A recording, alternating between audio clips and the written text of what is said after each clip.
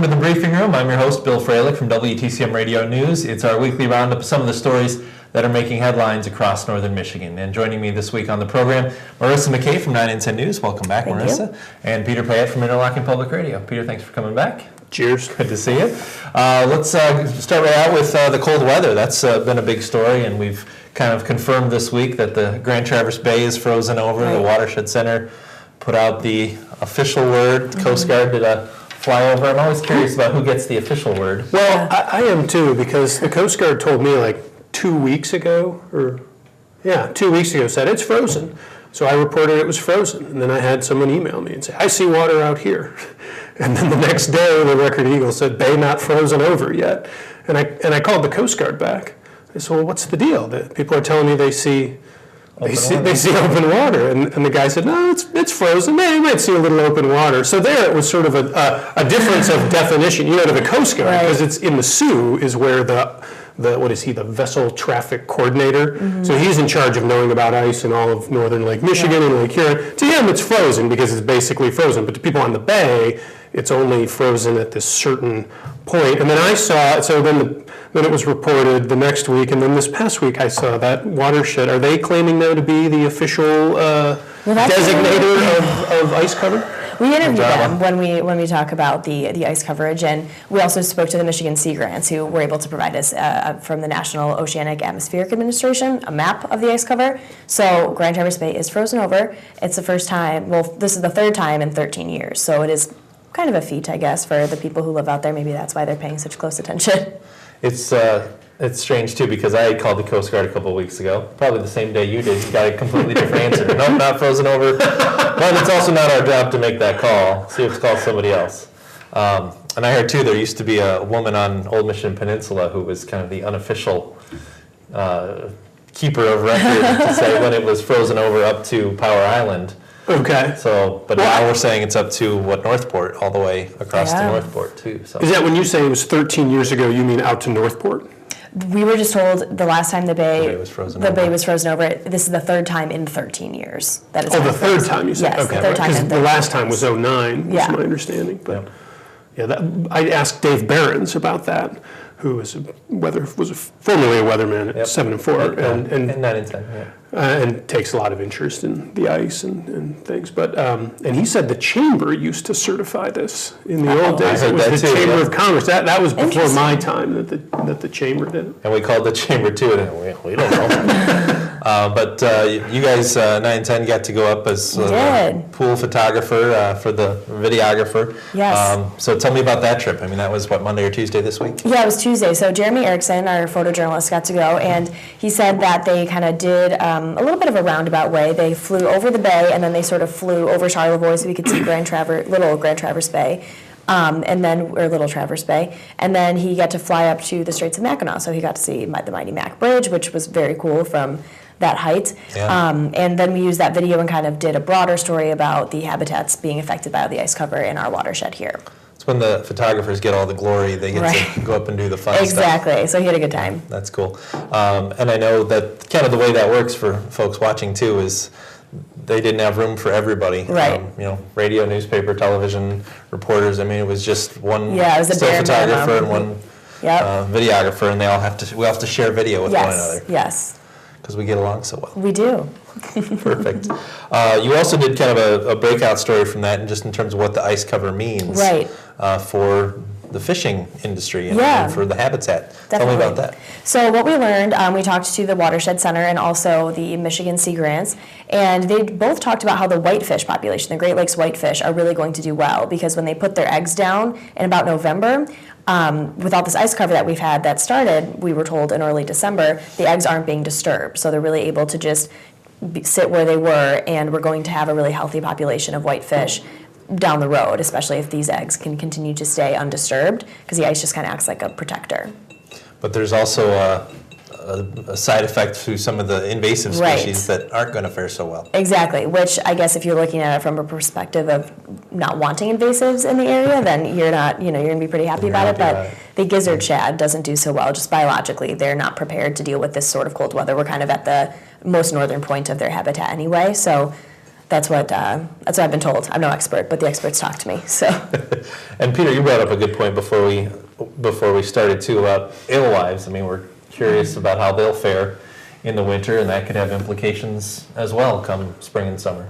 Right, they die off when it's cold. Most people will recall a time or two where you have found Right. lots of alewives, and that's because of temperature. It's not entirely clear if it's the cold temperature itself or if it's the fluctuations, but and alewives are just hanging on by a thread in Lake Michigan. People that are familiar with Lake Huron know they disappeared there about 10 years ago, and the salmon population just went bye-bye. Salmon, that's basically all they eat are alewives, and they would, as one fisheries biologist put it to me, a salmon would rather starve than find something else to eat. Wow. And this fall, the U.S. Geological Survey and the state do their surveying in the fall. Every year they do a survey, and the results are not published until March. If you look at that graph of alewives over the years, I mean, it's just steadily been coming down in Lake Michigan. And this fall, the preliminary data went out, and they said we saw very few alewives. Now they have to take those numbers and crunch them through all these really sophisticated computer models, but basically it's really a tiny population. The salmon numbers are up. There are plenty of salmon, so they're eating what's left, and if you have a cold winter, this could be the last knockout punch for alewives. And the lesson in Lake Huron is once they're gone, they don't come back. So it could be the last gasp of the salmon fishery. Wow. Yeah, I think it's fair to say that fishery managers that manage that salmon fishery are worried about this. Yeah. Let's change gears and talk a little bit about another story Peter, that you guys have been worked on in cold weather, to the cold case in Kalkaska County, a murder case that you guys did a pretty in-depth story on, you said. Right, well, Tom Carr, who's a freelancer at IPR, he had actually covered the case back in the 90s when he was a reporter at the Record Eagle. So he went back and he talked to a juror at that time, the juror who had signed an affidavit saying that the trial was not legitimate, as she put it to us, recently. Remind us of the murder case. So in 1996, in I think October, a widow, a woman who was a teacher's aide at Kalkaska Middle School, Geraldine Montgomery, was raped and murdered in her home in a brutal fashion. I mean, the details of this are just sickening. And Jamie Lee Peterson, who was I think he was 21 at the time, he confessed to this. He was in jail for statutory, he was accused at that time of statutory rape, later convicted of that. And he's been in jail ever since, hasn't he? And while he was in jail for that, I think he was about to be charged or had been charged with that and was in the county jail. But he said he did this, and then he said that to his cellmate. Cellmate told police, and he later confessed that to an investigator. Actually, the Detroit Free Press put that audio tape on their website. You can hear him making this confession. At the time, they had DNA evidence taken from Geraldine Montgomery's body, and they couldn't match it. It did not match Jamie Lee Peterson. But the prosecutor and police theorized there were two murderers, and he was one of them, and they didn't know who the other was. So he was convicted. This juror that we spoke to said people had him convicted before that trial even started, and people who were critical at the time of that felt that it was such a gruesome affair that the town just needed a conviction. They had to put somebody away for this because, in a town like Kalkaska, for a widow on a Saturday evening to be raped and murdered and stuffed in her, she was put in the trunk of her car and the car was left idling. That's how she was asphyxiated. And it was just grim. It was even worse than that if you look at the other details. But so now, the interesting thing I think about the case, the thing that really jumped out at me is that the prosecutor then, Donnelly, I forget his first name. Brian Donnelly, who has passed away, I think in 2012. Yeah, that's right. So he was the prosecutor. The investigator did not speak with us. He is still alive, but for many years, they refused to put the DNA on the national database. So for 15 years, according to police, there was another murderer out there. They had DNA that they hadn't matched, but they wouldn't put it in the national database. These attorneys from the Innocence Project get involved, and they put it in and they instantly get a match. The match from 2000, it goes back to 2004 when, now I'm forgetting the name of the man who is now Jason charged. Ryan. Jason Ryan. His DNA went in the system in 2004 when he was picked up for something else, I think in the Flint area. I know he was in Flint now. But so the DNA, they could have gotten that match 10 years ago, but they didn't want to put it in there. It's just, and the attorney we talked to in Chicago, who teaches at Northwestern Law and works on these kinds of cases, he said, I don't know what reason there could possibly be for not putting that DNA in that database. I don't think there's an answer to that question. That really is one of the outstanding questions, I think, in this whole matter, in addition to whether, who was guilty and whether Right. Jamie Lee Peterson was convicted wrongfully. But Right. And the next steps in that case now, what's kind of happened is the Innocence Clinic was just up here last week.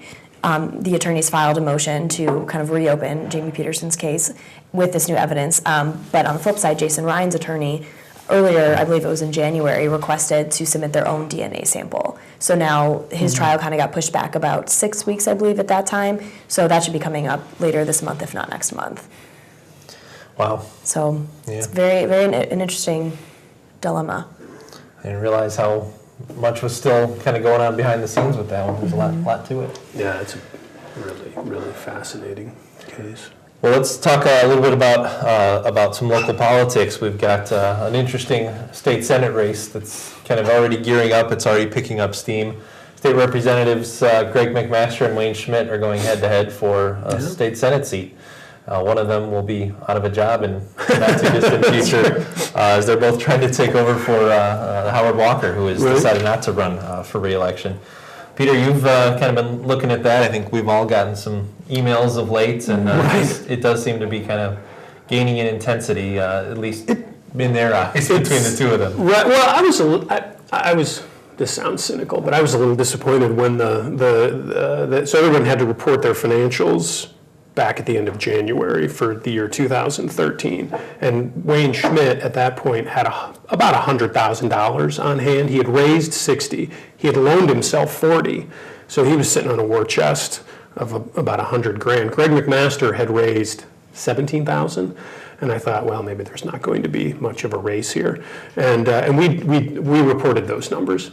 Then this week, we didn't report this, but we did discuss it. It was sort of interesting. And Greg McMaster must have thought he needed to put something out there that showed he had some momentum. So he published a poll that he did showing a commanding lead. 41% of voters decided for him, 17% decided for Wayne Schmidt, and 40-some% undecided. And I saw that. We usually do not report, we never would report internal polling. We report it if it's an independent poll, but not when it's their campaign. But Wayne Schmidt sent out an email and called it a fake poll and said, I'm sure I could go do a poll that's unscientific that shows I have 41% of the vote, but we'll see on primary day. And so it was the most aggressive, exchange I've seen between the campaigns, because sometimes in these, when you have party primaries, especially, there's no incumbent here, but there's sort of there's no incumbent. But when you have these primaries within a party, people try to be civil, and you wonder if at some point the gloves might come off in this one, and people might start speaking boldly in public. Is it pretty early for this kind of stuff to happen in our area, being new? There's never really a primary. And the last time there was a Republican primary that I can remember was when Mike McManus and Howard Walker ran. Oh, okay. And in these, it seems to me one candidate tries to sort of assume if there's not an incumbent, someone tries to act like the incumbent. And in that instance, I felt like it was Mike McManus. He had the McManus name, and he seemed confident. And Howard worked really hard. And I think I was surprised. I think other people were surprised that he pulled it off in the primary. So, but that was 2002, and I do not remember a party primary for any race since then. That was of any significance. So this is a kind of a rare thing to have a good primary race in northern Michigan. It's pretty unusual. They always seem to have these prearranged agreements about who's running and who's next in line in the succession, and all of a sudden we're at this point where you've got two state representatives. Neither of Wayne is done regardless, isn't he? In terms of the state rep, Wayne is term limited. Yes, and now Greg will be done because he's not running, but he could have run for a third. But Greg McMaster could have had another term in the state house. But the way the timing works out with the terms for the House and Senate, if McMaster didn't decide to run, then in 2 years he'd be sitting around doing nothing. Got it. Or in 6 if he didn't decide, if Wayne wanted to take two terms. Because the Senate terms are, the way they overlap, now is the time. He's just got to do it if he's going to try to do it. Yeah. I should say there is a primary, I guess, for the House race for Wayne's seat, the 104th. I think there are maybe 3 Republicans who have maybe not actually registered a committee, but have indicated they're running. So I guess that's a primary. But I'm not. This one is just interesting because there are 2 well-known names in the Republican Party, 2 sitting lawmakers running, and they represent, I think, fairly distinct arms of the party. I mean, I think Wayne you would pretty fairly describe as a moderate. He voted for the Medicaid expansion. He kind of operates in more of that Jason Allen style, or even the kind of Bill Milliken Republican way. He's trying to compromise. He puts amendments into bills. He understands politics and tries to work within that system. I think Greg is trying to stake out more of the Tea Party kind of ground, and he talks about how he's going to fight Obamacare with his last breath. More of these kinds of statements. And he's already made the Medicaid vote an issue. That's even though the first time he voted for the expansion, right? Yeah. So it's an interesting. I wonder, when I saw those numbers, and if you look at the supporters that Wayne has, I mean, he has the Michigan Chamber, Consumers, DTE, the Mussers up at the Grand Hotel, Ed Ness at Munson, big names up here in civic life. And, Greg, it's more independent, just voters, small business owners. And I saw Ted Nugent on the list, though. Oh, really? I didn't catch that. I saw Ted Nugent has endorsed Okay. Along with the Sportsman's Club or something like that. Yeah, that would make sense. And so I was wondering if, can Greg really challenge him? And somebody at our station pointed out, having your name out there as, being a weatherman all those years, and that name recognition, that counts for a lot, because people, they don't even know. People just aren't informed even about what district they live in for some of these races. That may not be true of primary voters. People who go and vote in a primary may be much better informed about who's who in their party and what's going on. But name recognition counts for a lot. That's why signs make a big difference up here, because people just don't know, even what the offices are, let alone who's running and what their positions are. All right, well, let's take a quick break here on the briefing room. We're well past the halfway point, but we'll come back with some closing thoughts and wrap things up here in just a minute. We'll be right back. Continuing financial support for Up North TV comes from East Bay Charter Township, the City of Traverse City, Elmwood Charter Township, and the Charter Township of Garfield. Their support makes it possible for our communities to create and enjoy local programming. Help bring awareness, promote your cause, or share your craft. Get started at upnorthmedia.org. Welcome back to the briefing room. Bill Fralick from WTCM Radio News, and Marissa McKay from 9 and 10, and Peter Payette from Interlochen Public Radio.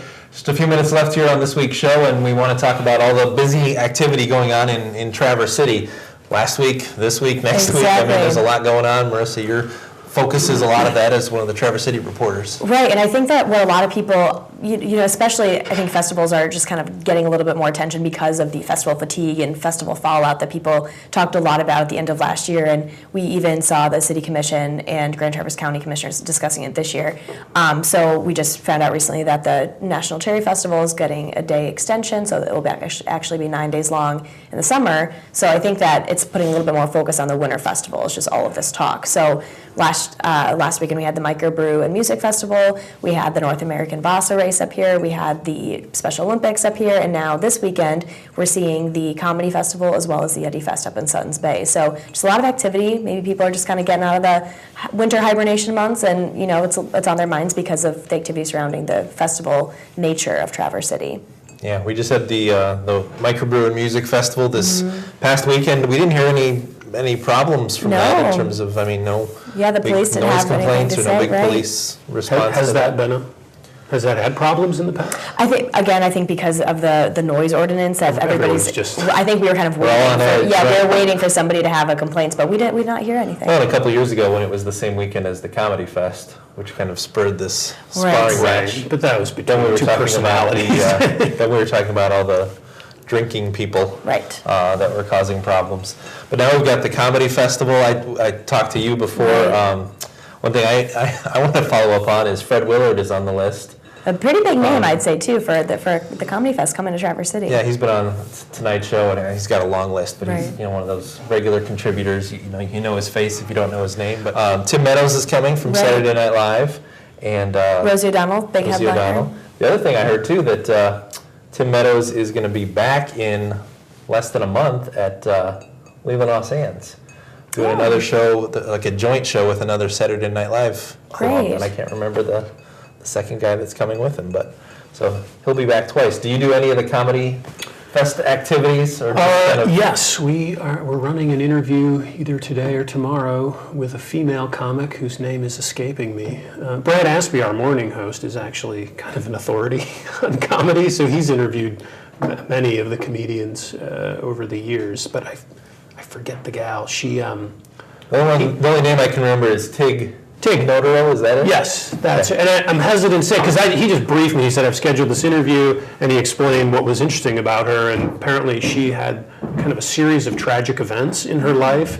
and she dealt with it by going on stage and just talking openly about how wrecked her life had been in the very recent past. And this just got her a lot of attention and a lot of praise from other comedians. And so I guess she has kind of an exciting story. But I know you can hear her on Interlochen Public Radio. I'm not exactly sure where. Probably by the time we're watching this, you can Right. go online and listen to it. That's what sounds like a theme. And Rosie O'Donnell put the story of her heart attack into her Right. stand-up routine as well. So Yeah, the Comedy Fest organizers have been kind of touting that a little bit, so I think that people who go will get, it'll be interesting to hear what people have to say about it. yeah. Well, we're going to wrap things up here on the briefing room. I want to thank Peter Payette from Interlochen Public Radio and Marissa McKay from 9 and 10 News. Guys, thanks so much for coming in. Thanks for tuning in this week, and we'll see you again next time right here on the briefing room. Have a great night.